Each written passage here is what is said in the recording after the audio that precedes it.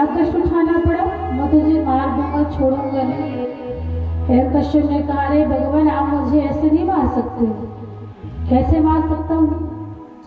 मैंने बहुत से वरदान मांगे हैं। क्या वरदान मांगा? अरे ब्रह्मा जी से मैंने वरदान मांगा, तो क्या मांगा? न दिन में मरूं न रात्रि में, न अंदर न बाहर। आपके बनाए हुए पूरे 12 महीनों में मेरी मृत्यु नहीं होगी। नरसिंह भगवान जी हिरण्यकश्यप को कहते हैं कि तू बतलाए कि दिन है कि रात्रि? कहा ना प्रभु ये दिन है ना रात्रि। ये गौधूली का समय है। जब संध्या के समय में, शाम के वक्त में जब गौ माता आती है घर की ओर और धूल उड़ती है, तो वो समय है ये। और जो संध्या का वेला होता है ना, ये ना दिन होती है ना रात्रि। ऐसा कोई बतला कि तू अंदर है कि बाहर? का भगवान ना मैं अंदर हूँ ना मैं बाहर, मैं तो बीच देहली में हूँ। और जो देहली होती है वो ना अंदर होती है ना बाहर।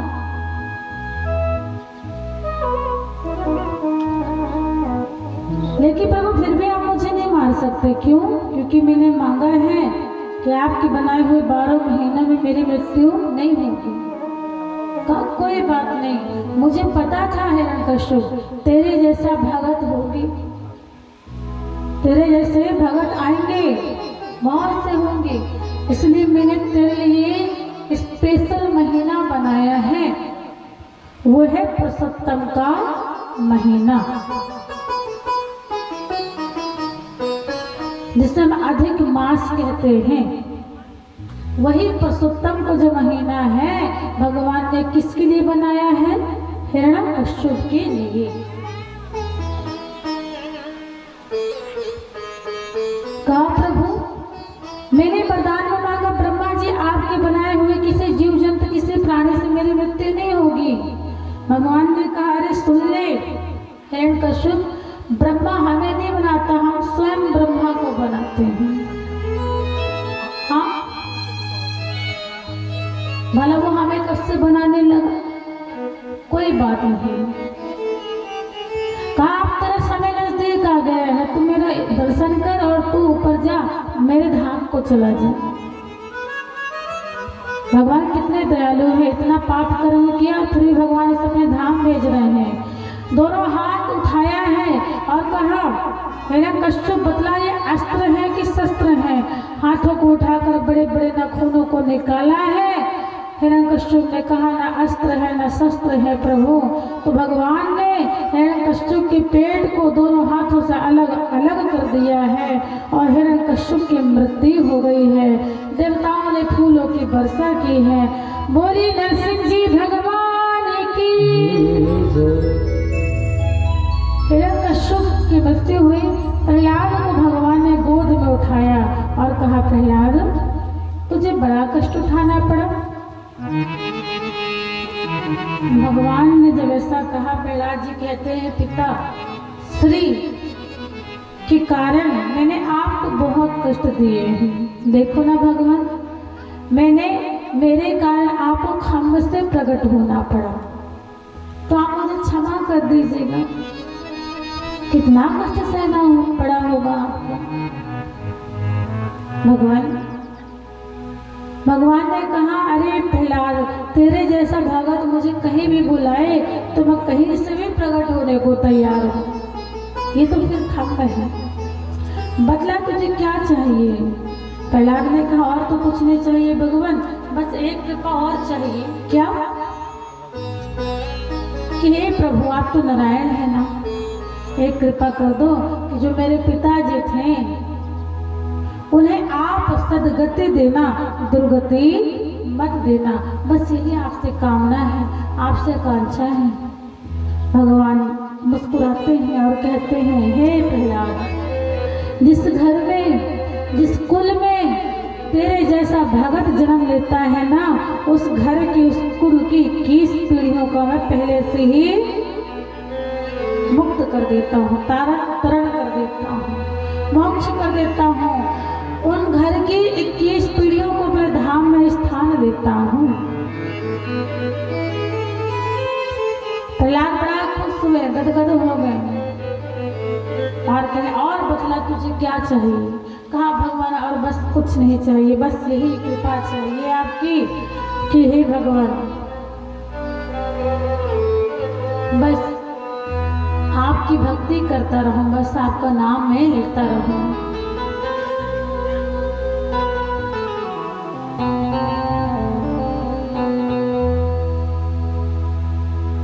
आपके नाम के गीतों को मैं गाता रहूं, आपका नाम इस प्रकार से लूं कि मेरा एक पल भी आपका नाम लिए बिना व्यतीत न हो भगवान, बस मैं ऐसी कृपा आपसे चाहता हूँ। इस प्रकार सुंदर प्रहलाद जी ने भगवान से निवेदन किया है। श्री सुखदेव मुनि जी भगवान कथा सुनाते हैं परीक्षित को। धन्य है परीक्षित जी, प्रभु की कथा सुन रहे हैं। यहाँ तो भगवान नरसिंह की कृपा हुई हिरण कश्यप के पुत्र प्रहलाद के ऊपर, और यहाँ श्री सुखदेव मुनि की कृपा हो रही परीक्षित जी के ऊपर जो कथा सुना रहे हैं। हे परीक्षित, एक समय की बात है, ऐसे ही भगवान भक्तों पर कृपा करते रहते। ऐसे एक भक्त और हो गए हैं जो कि मैं कथा सुना रहा हूं, तुम सुनो बड़े भाव से। एक समय की बात है, दुर्वासा जी महाराज नारायण से भेंट करने गए। नारायण ने पुष्प दिया, माला दिया। माला ला करके भगवान ने दे दिया किसे? दुर्वासा जी ने इंद्र को। इंद्र हल्के में रखकर, हल्के में समझकर उस माला को वहीं डाल दिया कि इंद्र का हाथी आया ऐरावत, पैरों में कुचल दिया। लक्ष्मी माँ ने देखा कि देखो मेरे नारायण के प्रसादे का इस प्रकार अपमान हो रहा है, देवताओं का राजा होकर के इतना घमंडी हो गया है। जाओ मैं श्राप देती हूँ कि सब मुझसे छिड़ हो जाए, मुझसे दूर हो जाए, मैं इनसे दूरी बना लूं। और महाराज लक्ष्मी से भ्रष्ट होना पड़ा उन्हें। अब तो लक्ष्मी बिना कोई काम नहीं। देवता उदास उदास रहते, माता पिता बड़े कष्ट में। भगवान से बताया कोई बात नहीं, कोई ना कोई व्यवस्था करनी पड़ेगी। और जब लक्ष्मी मैया रुष्ट हो गई देवताओं से, तब राजा बलि की जो गुरु है शुक्राचार्य, उन्होंने आदेश दिया राजा बलि को, जाओ देवताओं पर चढ़ाई कर दो, तुम्हारी विजय होगी। और चढ़ाई किया, राजा बलि राजा बन गया, देवताओं का राज्य भी दे दिया। समुद्र मंथन हुआ, समुद्र मंथन तो हुआ, अमृत देवताओं ने पान कर लिया, लेकिन फिर भी तृप्ति नहीं। माता पिता दुखी, हमारे पुत्रों का राज्य ले लिया। हे प्रभु आप ही कृपा करो। तब अदिति मैया ने भगवान की खूब तपस्या की, प्रभु का नाम लिया, और भादों के महीने में पयों पर धारण किया 15 दिन तक, जिससे कि भगवान नारायण स्वयं अदिति और कश्यप के यहाँ वामन रूप में प्रकट हो गए हैं। बोलिए वामन देव भगवान की। वामन देव भगवान बटुक बनकर आए हैं, छोटे से नन्हे से हैं, छतरी लिए हैं, कमंडल लिए हैं, खड़ावन पहने हुए हैं, और वामन देव भगवान पुण्य लगाए हैं सुंदर। कहा मैया से, मैया तुम चिंतित मत होना, किसी बात की चिंता मत करना, मैं अब आ गया हूँ ना, अब अपने भाइयों का काम बनाऊंगा, तुम्हारा काम बनाऊंगा। आदित्य मैया कश्यप जी महाराज प्रसन्न हुए, चलो अब कोई बात नहीं, अब तो काम बनेगा हमारा।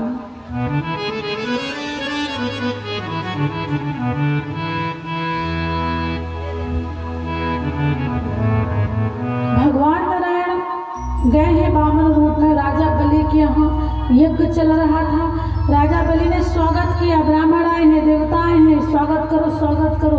बड़े प्रसन्न हो गए, गदगद हो गए। लेकिन शुक्राचार्य जी महाराज की बीपी हाई होने लगी, क्योंकि वो जानते हैं कि कोई बटुक ब्राह्मण नहीं है, ये तो साक्षात नारायण विष्णु है, और ये देवताओं का काम बनाने के लिए आए हैं, मेरे शिष्य को छलने के लिए। राजा बलि ने बड़ा भाव भगत किया, स्वागत किया, महाराज आओ आप पधारो पधारो, मैं राजा हूँ, मेरे राज्य में आपका पदार्पण हुआ, आना हुआ, और देखो यज्ञ भी चल रहा है भगवान, आज मेरा यज्ञ सफल हो गया। लेकिन भगवान मैं राजा हूँ, और राजा के यहाँ से ब्राह्मण यदि खाली हाथ जाए तो राजा बनने का क्या मतलब? आप कुछ मांगो ना प्रभु, मैं आपसे कुछ देना चाहता हूँ आपको। भगवान ने कहा कोई बात नहीं, लेकिन हमें कुछ नहीं चाहिए। नहीं नहीं भगवान, आप भी तो कुछ मांगिए,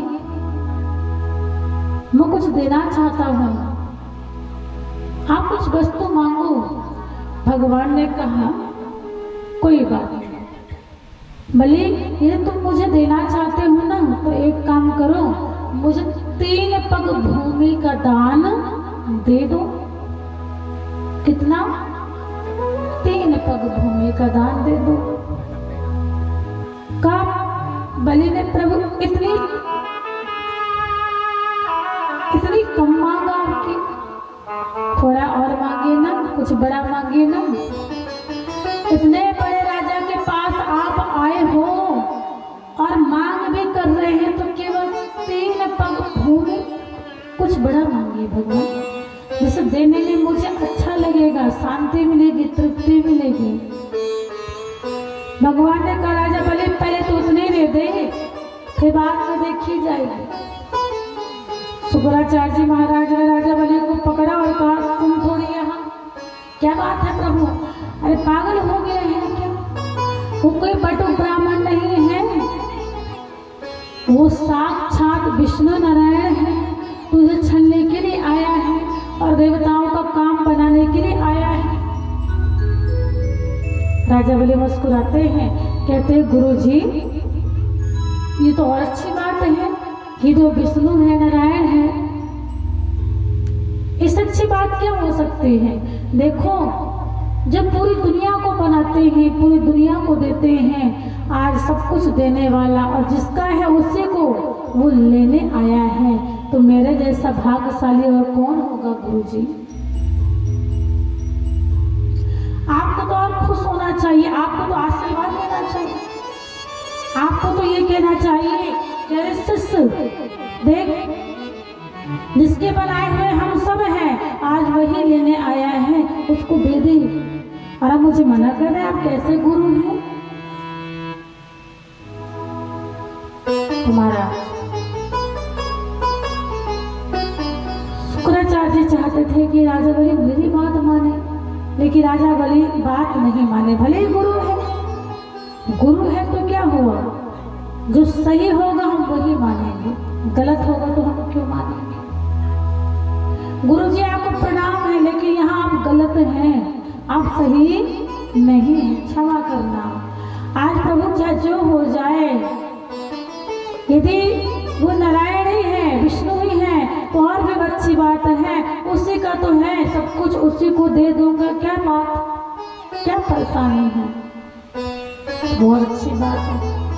राजा बलि कहते हैं सब कुछ तो उसी का है प्रभु, ताने माने धाने सब तेरा,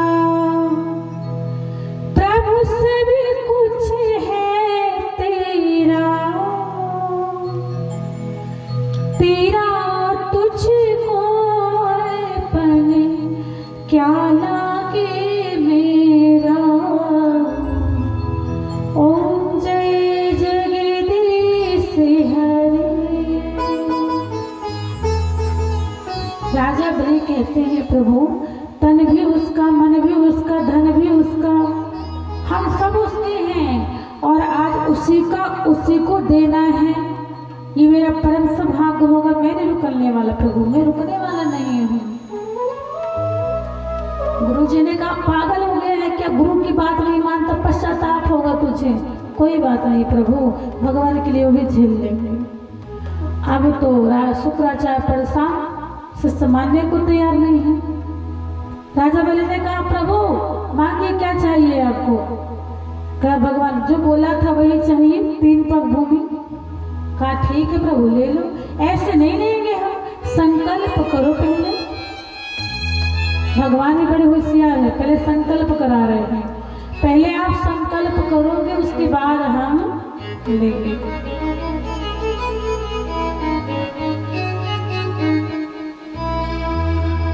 राजा बलि ने संकल्प किया, शुक्राचार्य जी टांग अड़ाने लगे, विघ्न उत्पन्न करने लगे। तो भगवान ने शुक्राचार्य की एक आंख ले ली। शुक्राचार्य जी एक आंख दबा के भागने लगे। महाराज एक को लेना था, दूसरे को देना था, हमने अपनी आंख ऐसे ही गवा ली, हमें कछु नहीं पड़ना इसके चक्कर में, दोनों के चक्कर में बिल्कुल भी नहीं पड़ना, चाहे कुछ भी हो जाए चले गए। अब तो भगवान जब आए थे बटुक बनकर, तो 3 पग भूमि दान लेने की बात आई ना, तो भगवान विराट रूप धारण कर लिया। और जब विराट रूप धारण कर लिया तो भगवान ने क्या किया, 2 ही पग में 3 लोगों को भगवान ने नाप लिया है। 2 पग में भगवान कहते हैं अरे राजा बलि तीसरा चरण में कहाँ रखूं। अब राजा बलि छोटे से हैं, देख रहे हैं, उतना ऊपर देखे उतने भगवान दूर दूर नजर आ रहे। राजा बलि से भगवान कहते देख, संकल्प यदि पूरा नहीं करेगा तो तुझे दंड भी मिलेगा। मैंने 2 चरणों से 3 पग ले लिए, अब तीसरा चरण कैसे, तीसरे चरण में तू मुझे क्या देगा, मैं कहाँ रखूं। राजा बलि ने कहा अरे प्रभु जैसे आप आए थे वैसे तो बन जाइए, जब मैंने आपको वचन दिया तो दान भी करूंगा। भगवान ने कहा चलो ठीक है, भगवान वैसे बन गए। अब राजा बलि ने कहा कि प्रभु आप एक बात बतलाइए, क्या कि धन से बढ़कर धन का मालिक होता है कि धन बड़ा होता है। भगवान ने कहा धन से तो बड़ा धन का मालिक बड़ा होता है, उसके बाद धन बड़ा होता है। राजा बलि ने कहा भगवान अभी तक तो आपने मेरे धन को नापा था, दान में लिया था, एक कृपा कीजिए तीसरा चरण तो मेरे सिर में रख लीजिए और मुझे भी आप स्वीकार कर लीजिए। मैं क्या करूँगा अकेले रह करके। राजा बलि की इस बाणी को सुनकर भगवान गदगद हो गए, प्रसन्न हो गए। धन्य है राजा बलि, मैंने दाने तो बहुत देखा है लेकिन तेरे जैसा दाने मैंने कहीं नहीं देखा, जिसका सारा राज लुट गया हो, उसके चेहरे में सिलकन नहीं, कोई दुख कष्ट नहीं, यहाँ तक कि वो खुशी खुशी अपने आप को भी मुझे दान करने में लगा है। राजा बलि तो मुझे क्षमा करना, मैंने तो देवता का काम बनाने के लिए यहाँ पर है आने की कोशिश की और दान लिया, लेकिन तू मेरे दिल को, मन को, हृदय को जीत लिया। राजा बलि आज मैं तुम्हारी इस भक्ति से बड़ा प्रसन्न हूँ, मांगो क्या चाहिए। कहा प्रभु मुझे अब कुछ नहीं चाहिए, देखो भगवान राजा बना तो मेरे मन में अहम आ गया, अब मुझे क्या चाहिए भगवान, बस आपकी कृपा बनी रहे ठाकुर जी। राजा बलि ने कहा मैं तुझसे बड़ा प्रसन्न हूँ, तो आज मांग क्या चाहिए। कहा भगवान बस एक ही कृपा चाहिए कि जहां भी देखो बस आप ही नजर आए, जहां देखो बस आप ही नजर आए। सिया राम में सब जग जाने, करहूं प्रणाम जोर जुगु पानी।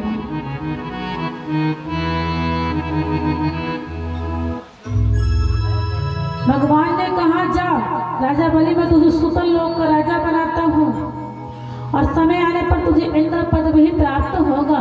कहा प्रभु ने मुझे ऐसे राजा नहीं बनना, और राजा यदि बनना है तो ऐसी कृपा कीजिए आप कि मैं आते जाते आपका दर्शन करूं, आपका दिलदार करूं, ऐसी आप कृपा कीजिए मुझ पर। कहा ठीक है कोई बात नहीं। सुतल लोक का भगवान ने राजा बना दिया राजा बलि को। राजा की पत्नी या उसने प्रभु का नाम गाया है। बिटिया सब परिवार आकर के प्रभु का नाम लेने लगे। और यहाँ पर राजा बलि पर भगवान की कृपा हुई और भगवान ने कहा क्या चाहिए। कहा प्रभु जो आपने दिया सो दिया, मेरी इच्छा यही है कि कन्हैया तुम्हें एक नज़र देखना है, जिधर तुम छुपे हो उधर देखना है। हे प्रभु आप ऐसी कृपा कीजिएगा कि जहाँ जहाँ मैं नज़र फेरूं, जहाँ भी देखूं, बस आप ही नज़र आएं। बस ऐसे कृपा मुझे आपकी चाहिए। बोले बामन देव भगवान की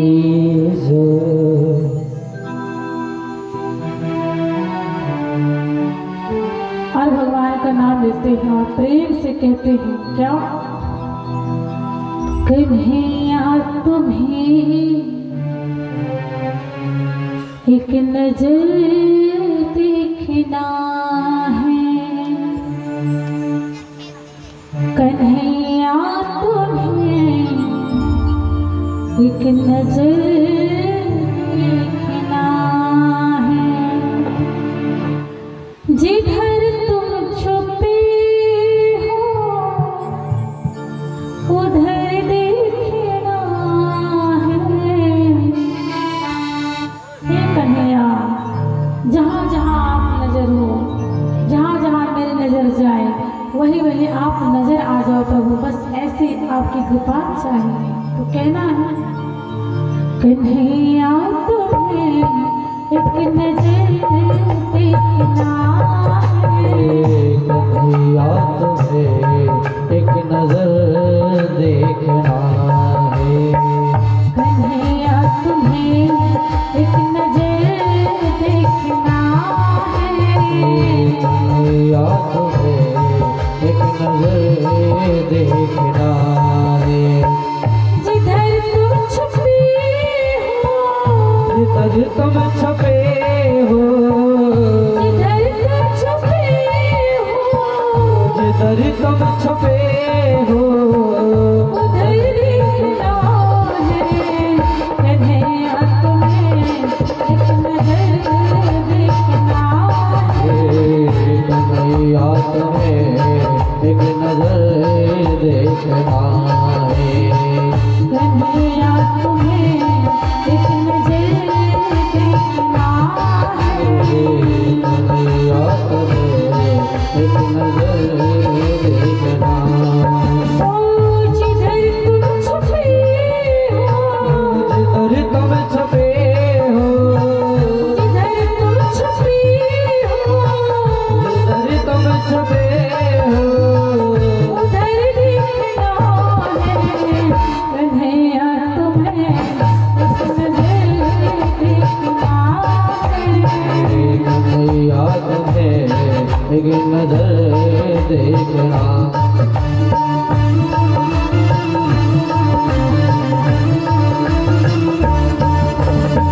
बाप बिहारी राम की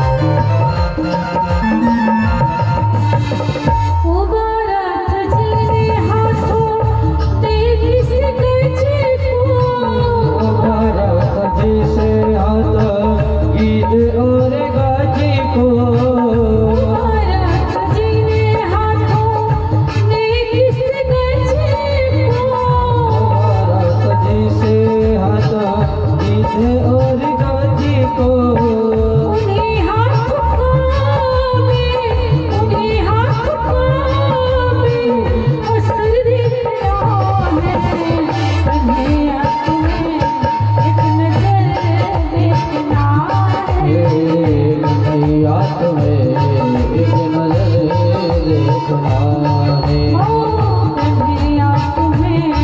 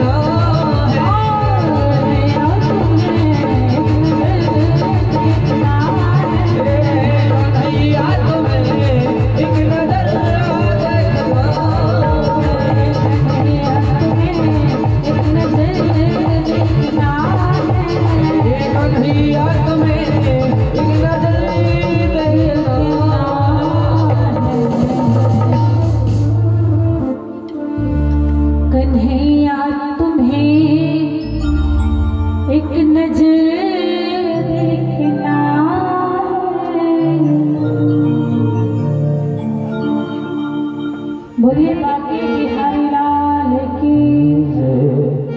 आज कन्हैया को सभी देखना है ना। आज भगवान कृष्ण का जन्म उत्सव भी होने वाला है, तो सभी देखेंगे। वीरपुर के लोग तो देखेंगे और दूर दूर से जो लोग आए हैं वो भी देखेंगे। हमारे निवारी से भी भक्त आए हैं, हमारे सुक्कू भैया। आप ही बैठे कि नहीं? नजर ठीक जा रही है कि गलत? और उनके साथ में ये दोनों भगत पीछे बैठे हुए, जोरदार ताली बजाइए। देखिए बड़े दूर से आए हैं और अपना कीमती वक्त लेकर आए हैं। भगवान से इतना प्रेम कि भगवान की कथा सुनने के लिए आए हैं। और हमारे सुक्कू भैया, इनकी पूरी टीम, पूरा गांव मिल करके 2 बार इनके यहाँ श्रीमद् भागवत की कथा हुई। 2 बार उनका प्रेम मिला मुझे और वहाँ इनके गांव मुझे जाना का सुंदर सौभाग्य मिला और बड़ा ही आनंद आया। और जैसे आप लोग वीरपुर में प्रभु की कथा चल रही है, मान लीजिए कहीं इर्द गिर्द नगर में कथा चलेगी, पुनः यदि निवाड़ी में ही कथा चले तो आप आएंगे तो मुझे खुशी होगी, अरे वीरपुर के लोग आए हैं। और वीरपुर में निवाड़ी के लोग आएंगे तो मुझे खुशी होती है। भाई चलो, भगवान से प्रेम तो है ही, थोड़ी बहुत हमसे भी प्रेम है तो चले आए।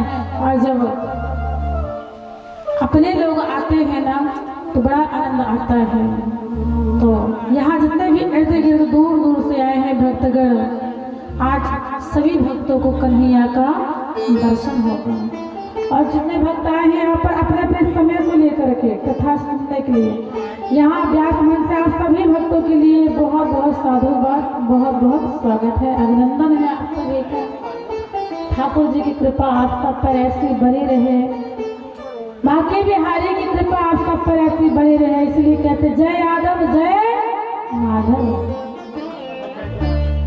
तो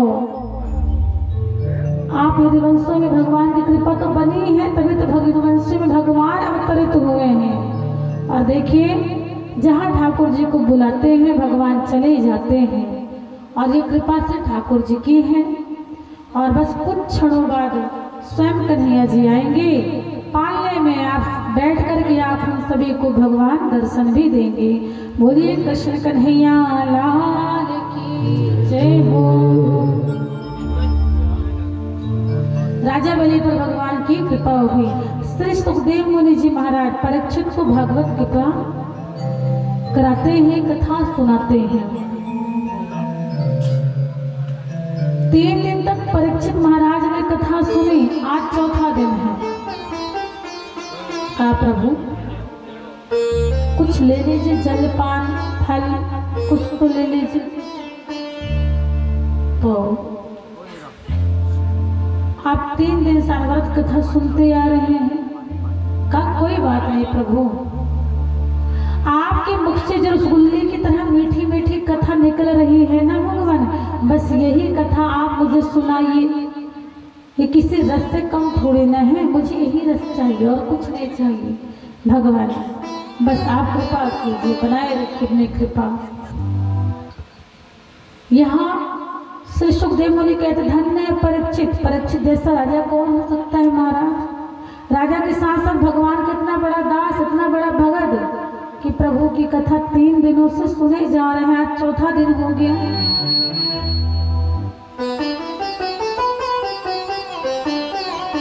कहा भगवान मुझे प्रभु कृष्ण जन्म की कथा सुनाइए।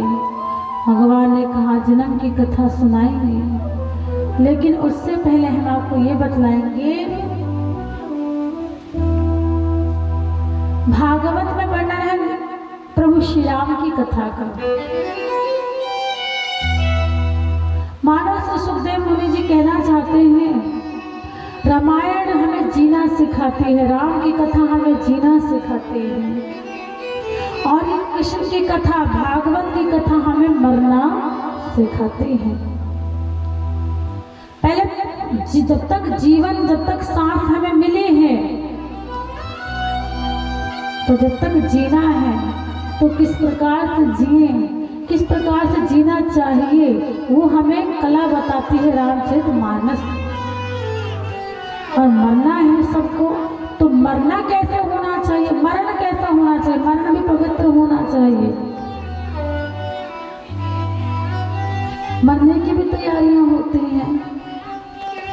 तो मृत्यु को कैसे प्राप्त करना है, तो मरने की तैयारी हमें भागवत की कथा कराती है, भागवत कथा समझाती है कि भैया मरना तो सबको है, लेकिन ये भागवत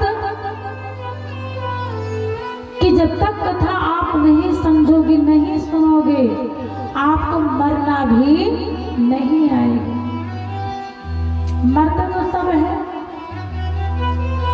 आया है सोचाएगा राजा रंग के फकीर, और कोई सिंहासन चढ़ा, कोई बंधा जंजीर।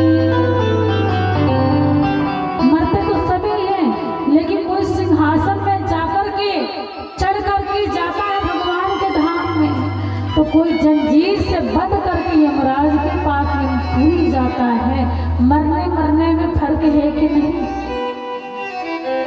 मरण को सदगति बनाया जाए तो भागवत की शरण में जाना चाहिए। तो सुखदेव मुनि जी कहते हैं परीक्षित, राम कृष्ण दोई कहे अंतर नहीं निमी, और इनके नयन गंभीर हैं,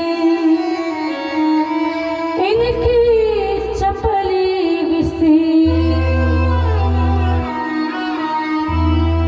राम कृष्ण एक ही है, ज्यादा कोई फर्क नहीं है बंधुओं।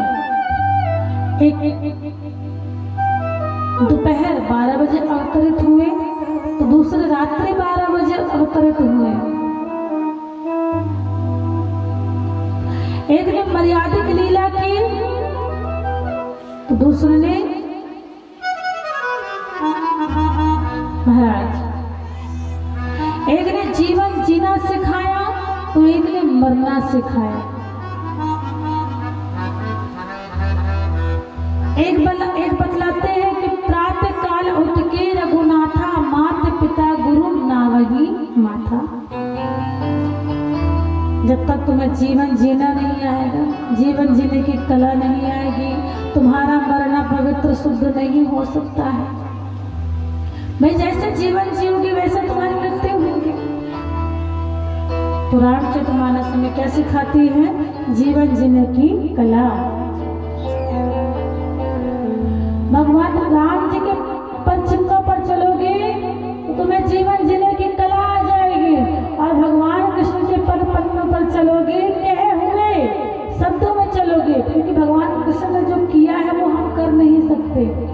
राम जी ने जो किया है वो हम तो कर सकते हैं, लेकिन भगवान कृष्ण ने जो कहा है वो हम कर सकते हैं। भगवान कृष्ण के किए हुए को हम नहीं कर सकते हैं। भगवान कृष्ण तो लीला पुरुषोत्तम है, और भगवान राम मर्यादा पुरुषोत्तम।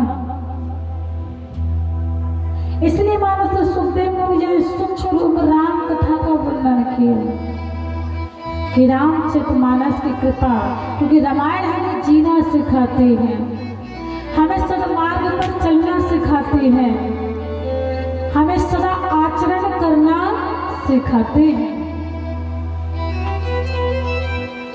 तो जिस पर राम की कृपा होगी उस पर कृष्ण की अवश्य कृपा होगी। महाराज श्री सुखदेव मुनि जी परीक्षित को प्रभु की कथा सुनाते हैं और कहा, परीक्षित तुम्हें कृष्ण जन्म की कथा सुननी है? बड़े लालायत हो, मुझे भी सुनाने की उत्कंठा पड़ रही है, मैं तुम्हें प्रभु की कथा सुनाता हूँ। हे परीक्षित, एक समय की बात है कि मथुरा नगरी हुई है। कौन सी नगरी है? मथुरा नगरी है। उस मथुरा पावन पुनीत नगरी में एक सूरसेन नाम के राजा हुए हैं और दूसरे उग्रसेन नाम के राजा हुए हैं। सूरसेन नाम के पुत्र हुए वसुदेव जी महाराज, उग्रसेन नाम के पुत्र हुए हैं कौन? बालक, जिसे हम कंस के नाम से जानेंगे। उस बालक के बारे में नारद जी ने कहा, भैया महाराज ये बालक तुम्हारे वंश को नष्ट कर देगा। और कहते काल बधे कछु पाप न होवे, काल को मारने से पाप नहीं बढ़ता है। बढ़ता है क्या भाई? आपके घर में सांप घुस जाएगा, सर्प घुस जाएगा, तो पूजा करोगे कि भगाओगे? हाँ, कि लाठी लेके दौड़ेंगे? क्या करेंगे बताइए? भय तो सबको लगता है ना काल से। तो इंसान चाहता नहीं है मारना, लेकिन कभी मजबूरी बन जाती है। अब उग्रसेन जी ने लता पत्तों में लपेट करके उस बालक को बहा दिया। सूरसेन नाम के राजा हुए, उन्होंने पकड़ा, उन्होंने लिया गोद में और पाल पोस कर बड़ा कर दिया। नाम हो गया कंस। और जब कंस बड़ा हुआ तो उसे नारद जी के द्वारा सूचना मिली, ये हाल तुम्हारे पिता ने किया। क्रोध आया, कंस ने कहा कोई बात नहीं, मैं भगवान को जीत लूंगा और भगवान से जो वरदान मांगूंगा सो मुझे मिलेगा। तो कंस गया है कैलाश पर्वत में, भोले बाबा जी की स्तुति वंदना करने लगा है। और महाराज भोले बाबा जी को प्रसन्न करने लगा है कि हे भोले बाबा जी आप कहाँ हैं, आप आइए।